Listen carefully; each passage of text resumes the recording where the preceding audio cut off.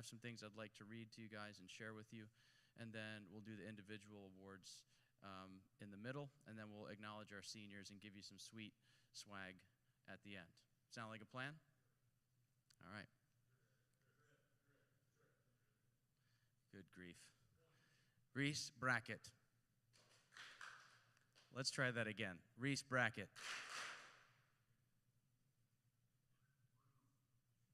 Walker Kyle.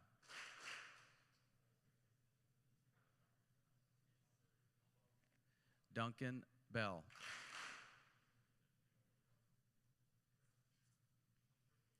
Riley Hurst.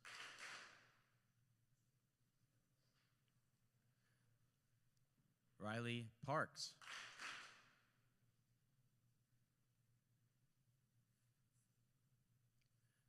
Chris Kelly.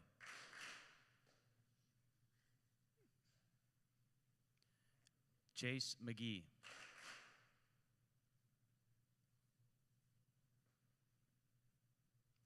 McCoy Strawn. McCoy was unable to be in attendance tonight due to rehabilitation on the ACL that he tore. Caleb Thompson.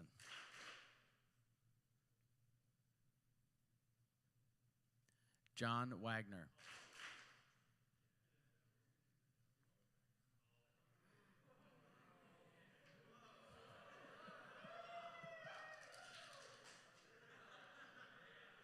Ethan Twitty.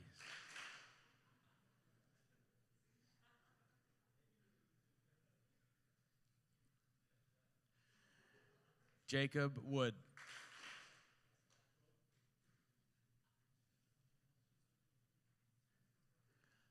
Boris Cernyak.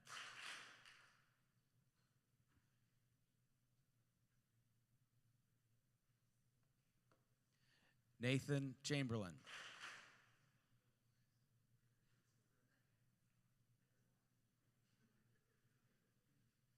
Michael Hess.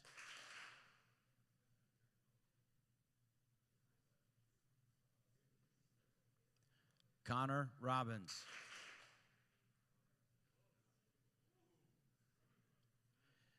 Michael Norris.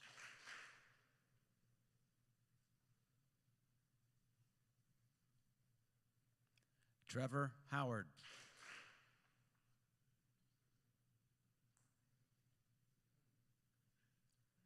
Carter Glover.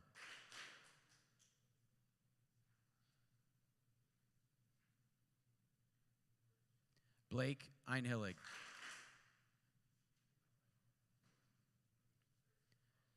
Jake Chilton.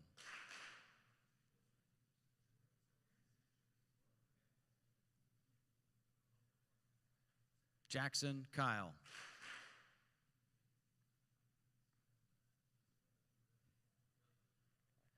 Eli Norris.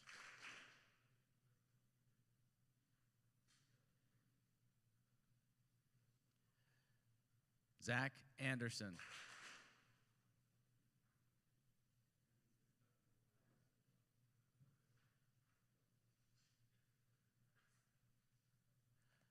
Luke Shaw.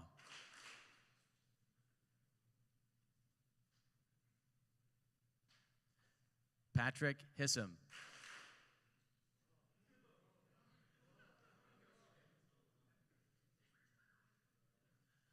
Fletcher Allen.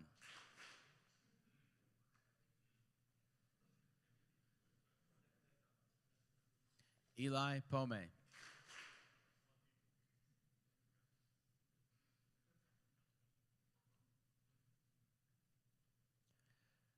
Zach Davis. AKA Zach Bob Davis.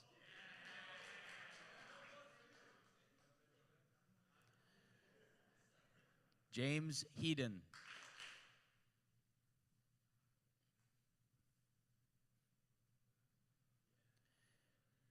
Ethan Jamraz.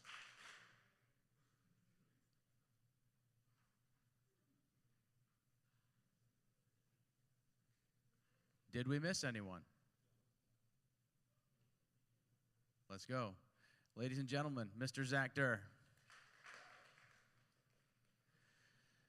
Couple quick things about the season. Let's run through the obvious, right? We finished 5-5. We scored 22 goals. We conceded 20. We had 25 players make fitness, 24 field players. Pause for effect. That's a good number of players that are fit. We made the state semifinal, which is normative for Wesleyan soccer. What did we overcome? We overcame a lot of things, if you think about it. Like, we lost Harry Sherwood. You lost what would have been your starting goalkeeper. You lost 10 seniors from last year's class. You lost guys that are playing college soccer right now. You lost Grayson Gardner, stud center back athlete. You lost a Division II starter in Nathan Cox, who's dynamic attacking player. Like, we lost so many things. In addition to that, you had to overcome things that no other team in the history of Wesleyan soccer has ever had to overcome, like playing through a pandemic. Does the pandemic bring unity or dissension and diversity? Dissension. What would it bring? Well, it depends. A lot of places it breaks people apart. With us, it bound us tighter together. I was talking to a handful of seniors yesterday in my room. We were hanging out for about an hour after school, and they were talking about how much closer they are as a result of their experience this season, and how it probably wouldn't have happened that way if we hadn't had to navigate the challenges that we had to navigate. Not only did you have to navigate the pandemic and all of the protocols and best practice procedures that we had to put in, which you did diligently, by the way. Like, you were focused, you were switched on, and you really tried your best. For a group of high school players, like, you did a really good job with that. Not only did you have to navigate that stuff, you had to navigate 14 days of quarantine and then come back and try to compete in a state tournament. And you guys are disappointed. I know you're disappointed with your on-the-field performance. But at the end of the day, what you were able to achieve will transcend what happened on the field. It really will. You're going to have to trust me on that, because I've been doing this for a really long time. And I really think the seeds of excellence and greatness were sown into our family this year, and hopefully they'll bear fruit later on. What we came to learn. I'd like to read this, because I wrote it down, and as you saw this afternoon with our senior commentaries, I feel like I can do a decent job expressing what's in my mind with print typography. So I apologize if I won't be able to maintain the eye contact that I would like to, but let me read this to you. What did we come to learn this year? We came to learn that we need to take extreme ownership of our lives, that there is a difference between being bought in and taking ownership of your life and your circumstances.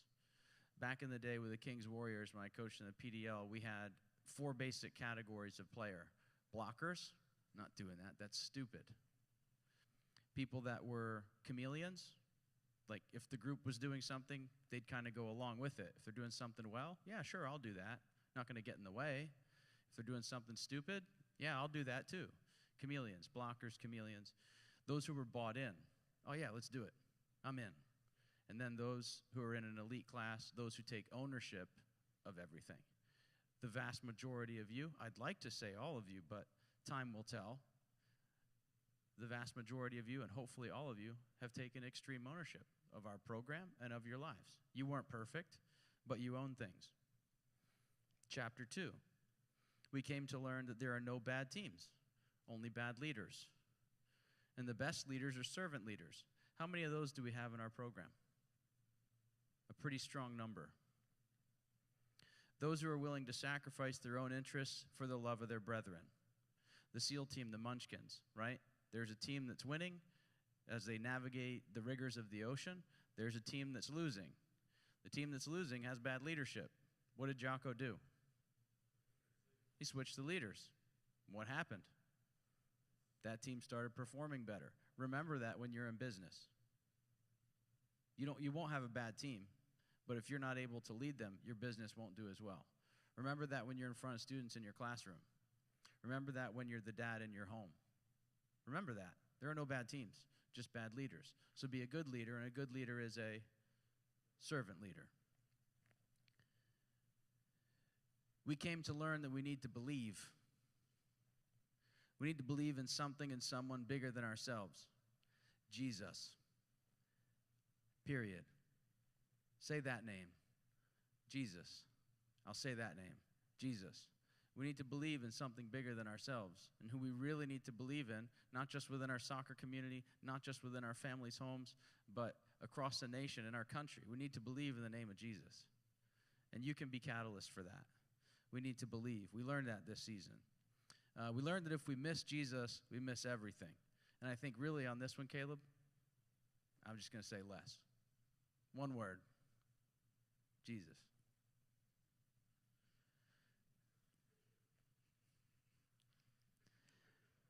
We learned that we need to check the ego. Check the ego. I can tell you, you ask our coaching staff, you ask the administrators at the school, you ask anybody, like, did you have to check your ego this year? Absolutely. I had to check mine numerous times. And after about 24 hours, I come to realize, man, you know what? What I'm frustrated about probably has more to do with me and how I'm coping than it does with my brother or, that player. But, man, if you're not willing to check your ego, if you think you're right all the time about everything, lots of problems. Be willing to check your ego. I think we learned that this year. This is the one that I think is echoing, and you tell me if I'm wrong. But at 5-5, as state semifinalists instead of state champions, we're still dealing with it. We're still dealing with it. Here's what we need to say to that. Good. My ego is checked. Good.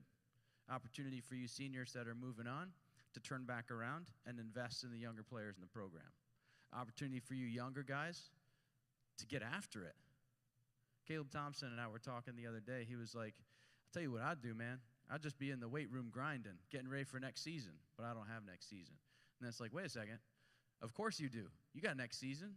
You got your whole life in front of you. So what's your response when things don't go your way? Check your ego. Get out there and grind. Do what you need to do. We learned that this year. We learned that we need to cover and move for each other. Whew, man, I'll tell you what, we did that. We did that well. We did that well as a staff. Elijah Denton did that well. Like, we covered and we moved for each other. Harry Sherwood did that well. Nit Pesayanovan did that well. Like, you guys did that well. Like, we would have gotten creamed if we hadn't loved each other and served each other and got in behind each other and supported each other and encouraged each other. Like, we did that well. We learned to cover and move for each other. No one survives Ramadi alone. No one survives Ramadi alone. No one survives 2020 alone. We need each other. We're a team. We're a family. We need to keep it simple. We learned that we need to keep it simple. Elaborate training sessions go awry in a pandemic. I know. First training session, dealing with the protocols. I'll tell you, man, what I would have liked to cover. Oh, what I would have liked to cover. And I got out there, and we started the training session, and very quickly, we had our water in the wrong place. Certain guys hadn't checked in on the band. There's so many things we'd done wrong, and it was like, we ain't going to get to cover that. It's just not happening. So I learned in that moment, our training sessions need to be simple. Why? So we can accomplish what we need to accomplish. Because when you're in the midst of chaos and you don't have things simplified, then you'll run into issues. I learned, I hope you guys learned, we need to keep it simple. Simple soccer, simple living, easier to execute. For me, personally, pray, read, serve people, love people. It's really pretty simple. Wake up every day, remind yourself that those are things that are important. Just keep it simple. Keep it basic. We learned that we need to prioritize and, yeah, Boris, I knew you would know. Prioritize and, we need to prioritize and execute. We won't always get everything we want. We won't be able to accomplish everything we wish we could. So we will have to only take with us that which we can't leave behind. Listen, get this. You got to prioritize and execute. Like in a lot of the military branches, they'll put more on your lap than you could possibly deal with in a single 24-hour period. So they'll overwhelm you. And then what they're trying to get you to do is to identify what's most important and accomplish those tasks. And what else? What do you got to do with everything else? I mean, you got to let it go, right? Prioritize and execute. Take with you only that which you can't leave behind. That's Bono from U2, in case you were wondering, right? Take with you all that you can't leave behind. I hope you have learned that. What can't you leave behind? Your relationship with the Lord, your family, your friends, your faith. Like, don't leave those things behind. Take them with you. We learned this year we need to decentralize command. We need to decentralize command. We need qualified, well-informed, thoughtful brothers with us, helping us execute the game plan of our lives. We need to trust each other. So we need decentralized command. And the underclassmen, like, you guys are going to need to get better at what you do so that you're competent when we ask you to lead next year. Is there anybody around you that's been through a crucible that you could kind of turn to and look to that might help you with this? Where are they? They're sitting in front of you. They're your seniors, which is why you guys can't check out. You got to keep pouring into these guys. We learned that we need to plan. We learned the importance of harmonizing John Wooden with Jocko Willink. Failing to prepare is preparing to. We need a plan of attack for life. We need to over-prepare and then be flexible. Make sure you're prepared for things, right? We learned that we need a plan and we need to prepare. David Sanford always used to say when we went on missions trips with him, over-prepare and then be flexible. You guys did both. You did not fail in that. You prepared incredibly well, and then you were flexible, and I'm proud of you for that. We learned that we need to lead up and down the chain of command. We will need to communicate with those God has placed in authority over us, and we will need to communicate with those God has given us to serve, and we will need to communicate with those who are our peers. Got to communicate up and down the chain of command. Make sure you apply that to your life. We learned that we need to be thoughtful, prayerful, and prepared for uncertain times. And when they come, we need to take decisive action, right? One of the challenges that we faced was paralysis. Like, we could have, with all of the chaos and the confusion and the uncertainty, we could have just sat on our couches and twiddled our thumbs and done nothing during the quarantine. But you didn't do that. You got after it. A lot of you took decisive action. Some of you should have taken more decisive action than you actually did. You know what I mean? Right? But you have to take decisive action even in uncertain times. And I hope you learned that that's important. Last thing, we learned that discipline equals freedom. Yeah, who said that? Jackson, point. Thank you. We learned that discipline equals freedom. Boris, you can have one as well. UTT point tomorrow. No, Caleb. We learned that discipline equals freedom. The dichotomy of leadership. We learned that, listen, we learned that sometimes reality is counterintuitive. We learned that it is actually discipline that brings freedom. Discipline that brings freedom. In soccer, the system provides the context for creative collective expression. Boris, are you paying attention? In soccer, the system provides the context for creative collective expression. In the structure of the system and in disciplined play, we find freedom and we find beauty. Simple is beautiful. In life, slavery to Christ, get this. If you missed everything else I said, get this. In life, slavery to Christ brings freedom in everything else. I hope that you learned that this year. Now, those are things that we learned. How much of that was soccer? Not much, right? And yet, Caleb, you guys could all go to any soccer environment, step on the field, and execute technical competency. Every last one of you could. So get your heads up, stop licking your wounds, get in the gym, and let's get after it. Say this after me. Good. Individual awards. Here we go. All right, these are by player vote, okay? And I have veto power. So if these guys get it wrong, I would nix it and I'd choose somebody else. But you got it right, so I didn't have to veto anybody. Our most improved player. Now, the guys that this guy beat out, I'm going to say their names. Here's some of the names that this guy beat out. It's crazy. This guy beat out Eli Norris. And you all know how much that guy improved. My goodness. This guy beat out Duncan Bell. This guy beat out Jake Chilton and James Heaton. How much did those guys improve? Good gravy. So many ridiculously improved players. Improved not only on the field, but off the field. In the past 12 months, this guy has made the top club team in his age group. He's earned a roster spot as a sophomore on his varsity high school soccer team. He's made fitness with ease. He substantially improved his heading, his individual defending, his tactical awareness, his soccer IQ, his technical proficiency, and I am told he dominates his older brother in 1-versus-1 backyard basketball. The 2020 Most Improved Player for Wesleyan Christian Academy Varsity Soccer Team, Walker Kyle.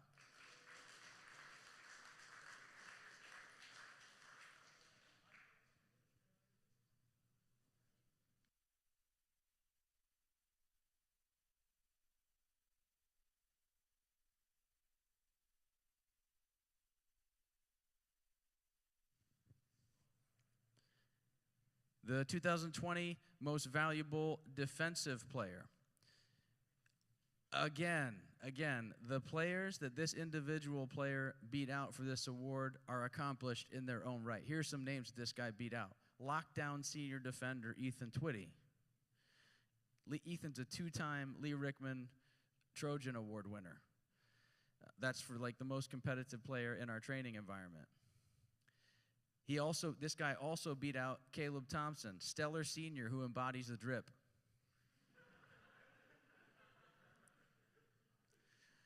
Previously plagued by injury, this player showed us what he can do when he is healthy. He made fitness. He had to navigate challenging personal circumstances this season, and he did so with unwavering commitment to his teammates and our program. He reminds me of a previous Wesleyan great, when this previous Wesleyan great was a sophomore. This is no small compliment. This kid reminds me of Grayson Gardner.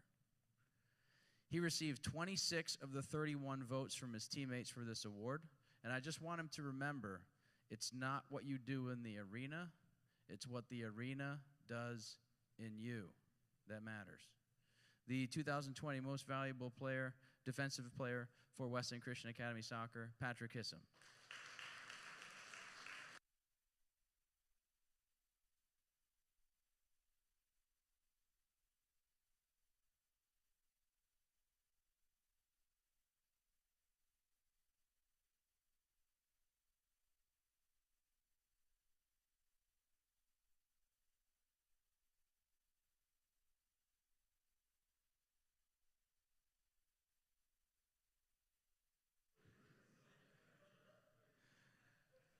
The 2020 Offensive MVP. I'm going to read some statistics. Unbelievable. 2020 statistics, 5 goals, 5 assists in a shortened season of 10 games due to the quarantine. 2019 statistics, which makes you kind of wonder what he could have done with a full senior year. 26 goals, 6 assists, scored 7 game-winning goals, including goals in the quarterfinal and the semifinal. 2018-2019 NCSCA First Team All-Region. 2018, 2019, 2020 All-State player. Career high school stats, 43 goals, 27 assists, a 4-year letterman, a 3-year starter. 2019-2020 Wesleyan Christian Academy Soccer MVP. 3-time state champion in 17, 18, and 19. 2020 team co-captain. The best back-to-goal striker I have coached in my tenure at Wesleyan. One of his older brothers might take issue with that because he thought he played out of position. He holds the ball up, involves the midfielders, and scores goals. He comes from a long line of successful players in his family lineage. He plays on the top team in his age group at PTFC, where he's won multiple NCYSA state cups, 16 and 17. He's won regionals. He played in the club nationals summer ago. And he's committed to play Division I soccer at Liberty University. The cat is coming out of the bag at this point. He received 26 of 31 votes from his teammates for this award. He unselfishly, and I'm really proud of you for this because you've grown a ton. He unselfishly allowed us to move him around, and he played multiple positions this season. He basically put his needs and desires behind what we needed him to do for the team. And next year will be the first year in 19 years that we have not had a Robbins in the program, and I'm counting Colby's JV contributions. And unless, of course, Pam and Robert decide to help us with that. Okay. Ladies and gentlemen, the 2020 Offensive MVP for Wesleyan Christian Academy Soccer, Mr. Connor Robbins.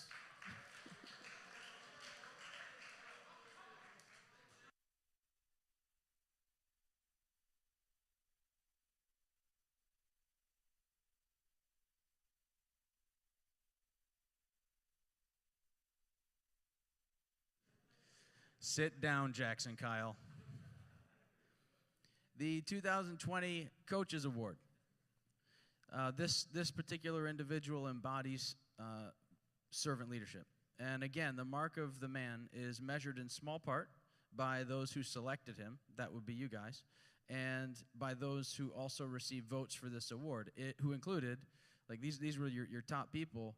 It was Twitty, Kyle, not Walker, Jackson, okay, and McGee, right? So the guys that this guy beat out, like, my gosh, like, they're just incredible, incredible human beings. So let me read a little bit about this award winner. He led incredible book discussions on extreme ownership in the Wesleyan Way for us this season. He organized some training sessions for us, collaborated on this with the seniors during our preseason preparations due to the pandemic. And then he, during our quarantine period, I personally crafted a lengthy communication to the team outlining our course of action during the pandemic, during the quarantine period. About 30 seconds prior to sending my communication to our band and chat group, I received a text from this individual. He wanted to communicate to the team. He sent me the correspondence he desired to communicate. It was almost verbatim what I had prepped to send. I am not sure if comparing his communication to mine is a compliment to him, but this happened more than once. On multiple occasions, it's like, I'm getting ready to send something out, and I get this text from this individual, and it's like, that's what I was going to say. Again, I'm not sure if that's a compliment. Listening to him talk during our Stones of Remembrance celebration, I was really glad and happy for him, because in his word of advice to you guys as underclassmen and to the seniors that he played with, he said, make it about the relationships, not about your playing time. Soccer's a means to an end. Bottom line, he gets it, and you guys have wisely chosen. Your 2020 Coaches Award recipient is Mr. Boris Cernyak.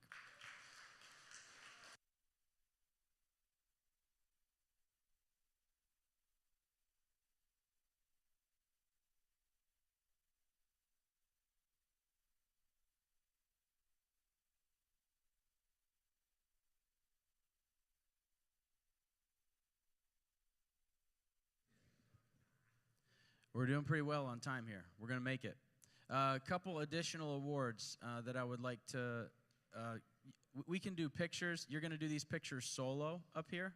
And then later on, when we get the brass for the mantle, we'll go ahead and do photos with the trophy winners and also the brass for the mantle winners. But additional awards, the Silver Hammer. These are usually team awards that we do privately. We don't do them in the public context. We do them at our team meal, which we have not been able to have. The Silver Hammer. This is for the toughest tackler and the most physically dominant player in the varsity squad. Honorable mention, Duncan Bell. Honorable mention, Patrick Hissam. Award winner, Mr. Zach Bob Davis.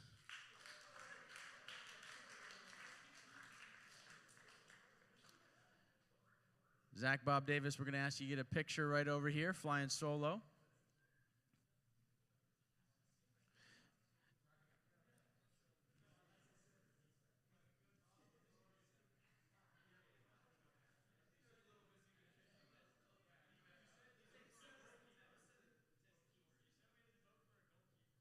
No. The votes that he got were for that award. There was a silver glove.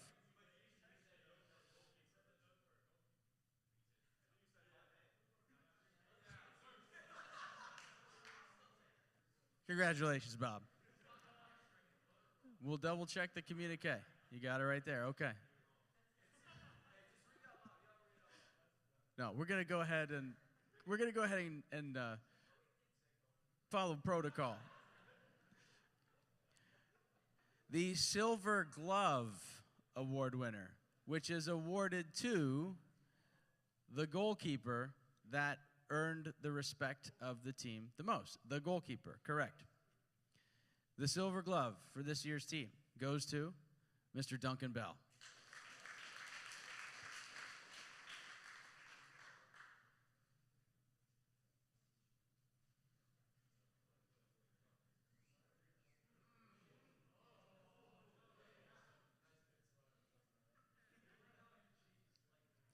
I'm so glad we're all having a good time. The Silver Boot Award winner goes to the player that contributes the most assists during match play. No, this is not Jackson Kyle. Sorry, Caleb. There were two players who were actually tied with 5 assists apiece, and those two players were Mr. Jacob Wood and Mr. Connor Robbins.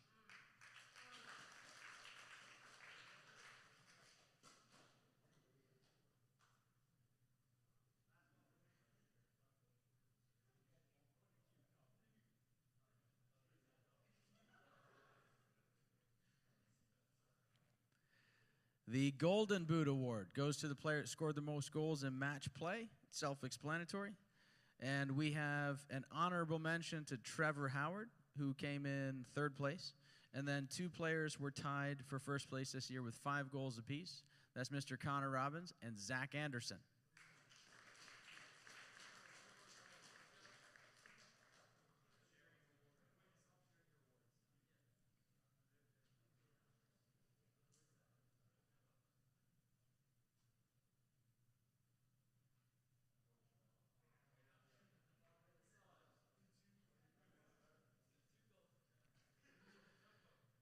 The last award that's given typically in our team environment, not often publicly, but we're going to do it publicly here, is the Lee Rickman Miracle Award. And we're close to the end. I'm not going to get emotional or elaborate too much. I'm just going to say this is a very, very special award for me personally, because it's the guy, Lee was a guy that basically allowed us to bridge the gap from an era of incredible soccer dominance into an era that has become an era of excellent soccer dominance.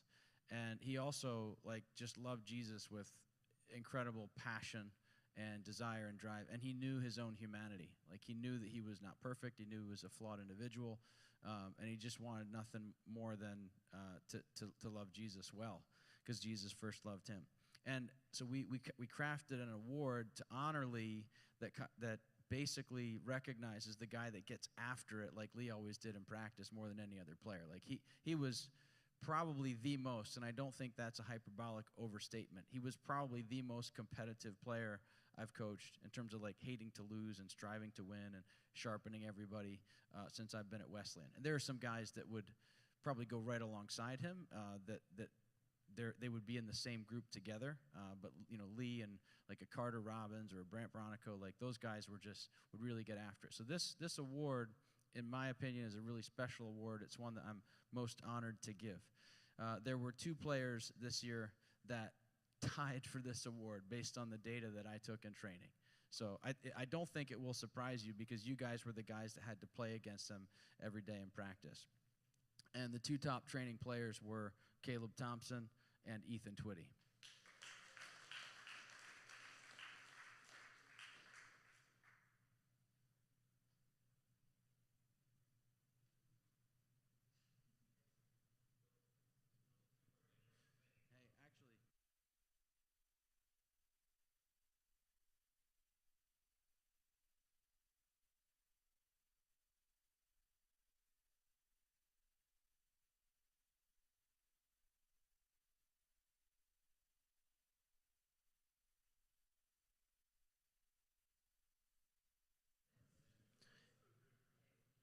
Okay, it's 6:19, and we need to give Mr. McCarthy a minute to close us, and we need to be done here in about 90 seconds. So let me just say this, seniors, we've got some special things for you, and I think Pam and Blythe, do you want to share your vision for the distribution of these?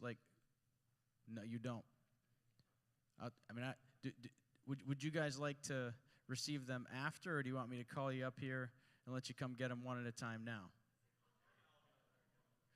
Let's do that. Excellent. 2020 soccer senior class, 2021 graduating senior class.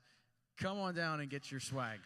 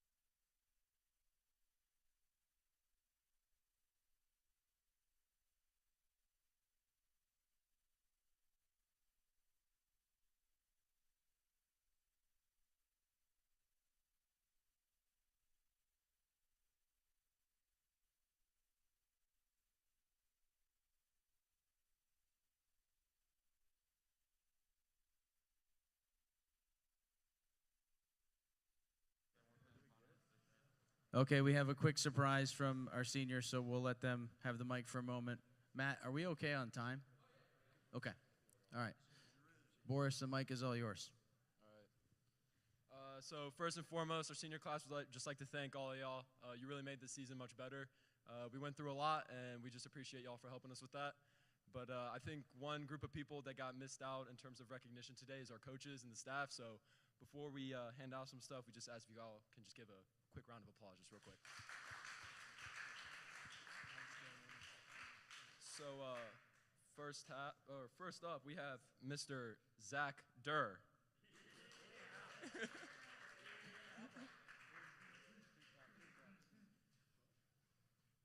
Reese McCormick. Thank you.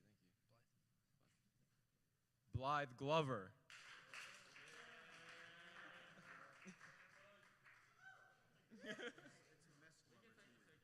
Sorry, I'm saying names.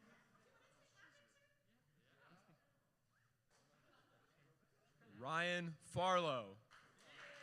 Yeah.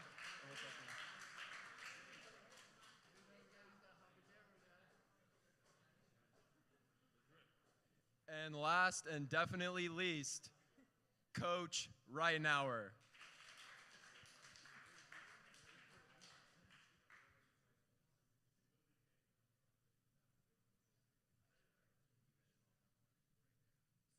Sweet. All right. Once again, thank y'all. Senior class out. No, I'm not going to drop it.